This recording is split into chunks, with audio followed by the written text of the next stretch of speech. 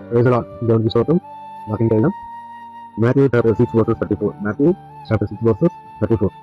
So do not worry about tomorrow. Each day has enough trouble for its own.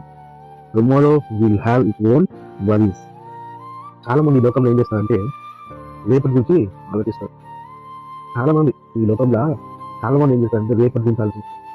Example చెప్తారు. చిన్నపిల్లలు ఉన్నారు అనుకోండి. చిన్నపిల్లలు వాళ్ళ స్కూల్లో తీసుకెళ్తారు అనుకోండి పిక్నిక్ తీసుకెళ్ళినప్పుడు వాళ్ళు ఏం చేస్తారు, రేపు పిక్నిక్ ఉంది, రేపు అది చేద్దాం, రేపు ఇది చేద్దాం, రేపు మనం ఇట్లా ఆడుకుందాం, మనం అట్లా చేయడం అని చెప్పి చాలా కళలు అనుకుంటారు. చాలా కళలు ఉంటాయి, రేపు అది చేద్దాం ఇది చేద్దాం అని. కానీ వాళ్ళు ఏదైతే అనుకుంటారో అది ఉండదు అక్కడ, అది ఉండదు. ఏమో దానికన్నా మించి హ్యాపీనెస్ ఉండొచ్చు, దానికన్నా తక్కువ హ్యాపీనెస్ కూడా ఉండొచ్చు. అదొందా ఏదైనా ఇప్పుడు ఎగ్జాంపుల్ ఒక పని మీద మనం వెళ్దాం అనుకున్నాము. ఒక పని రేపటి నుంచి మనకు ఒక పని ఉంది అనుకోండి. ఆ పని రేపు ఇది చేద్దాం, మనము 2000 చేసేద్దాం, ఈ పని మంచిగా చేసేద్దాం అని మనం ఒక అంతం చేద్దాం అనుకుంటాం. ఈ పని మంచిగా చేసేద్దాం, ఏం ప్రాబ్లం లేదు మనకు, మంచిగా అని చెప్పి మనం అనుకుంటాం. కానీ రేపటి నుంచి రేపు మనకి ఏం జరుగుతుందో మనకి తెలియదు. రేపటి నుంచి మనం వెళ్ళినప్పుడు ఈ పని సక్సెస్ అయిపోతుంది అది మనం ఏది అనుకుంటాం. పని మనం వెళ్ళినప్పుడు ఆ పని సక్సెస్ కాకపోతే లోపల ఏముంటుంది, ఒక బాధ అనేది వచ్చేస్తుంది. ఓకేనా, లోపల బాధ అనేది వచ్చేస్తుంది. అందుకే ఆయన ఏమంటారంటే రేపటి గురించి ఏం చేయదు, ఆలోచించవద్దు. ఈరోజు ఈ దినానికి ఇచ్చాను కదా, ఈ దినానికి ఇచ్చాను కాబట్టి ఈ రోజు కోసం నేను ప్రార్థన చేసి మార్గం అనేది ఉన్నాడు అని చెప్పారు.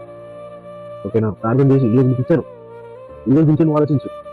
ఓకేనా, చూడండి Matthew chapter 6 verses 11. Matthew chapter 6 verses 11 ఏముందంటే give us the food we need for today. ఏమంటుంది, give us the food we need for today. ఈరోజు నాకు ఏదైతే ఫుడ్ కావాలో ఈరోజు ఇచ్చేసి, అది ఫుడ్ నేను రేపు దాకా పెట్టుకున్నాను అనుకోండి, అది ఏమవుతుందంటే వాసన వచ్చేస్తుంది. అర్థమవుతున్నా, వాసన వచ్చేస్తుంది. అంటే ఈరోజు హారం నాకేంటి, నాకు ఇచ్చేసే ప్రభువా, ఈరోజు నాకు ఏమైతే ఆశీర్వాదం ఉన్నాయో నాకు ఏంటి ప్రభావ మనం అడగాలి. ఓకేనా, నాకు ఈ పనికి నేను పోతున్నాను ప్రార్థన చేయడం అనేది లేదు, కానీ ఈ రోజు నాకు ఆహారం నాకు ఈరోజు కావాలి, ఈరోజు నాకు ఈరోజు బెస్ట్ నాకు ఏది కావాలని చెప్పి మనం ప్రార్థనలో అడగాలి. రేపటి గురించి మనం ఏం చేయదు, ఆలోచించదు. ఓకేనా, అర్థమైందా?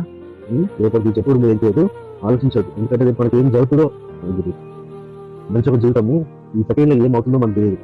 ఓకేనా, అయితే రేపు ఏం జరుగుతుందో తెలియదు కాబట్టి రేపటి గురించి ఆలోచించకుండా ఈరోజు ఏం జరుగుతుందో, ఈరోజు మనకి ఏం ఆశీర్వాదం కావాలనేది మళ్ళీ తీసుకోవాలి, పొందుకోవాలి. ఓకేనా, నాకు బాగా అర్థమైంది అనుకుంటా, మళ్ళీ చదవండి, బాగా అర్థమవుతుంది. ఓకేనా, దేవుడు నిర్మించిన దాకా అని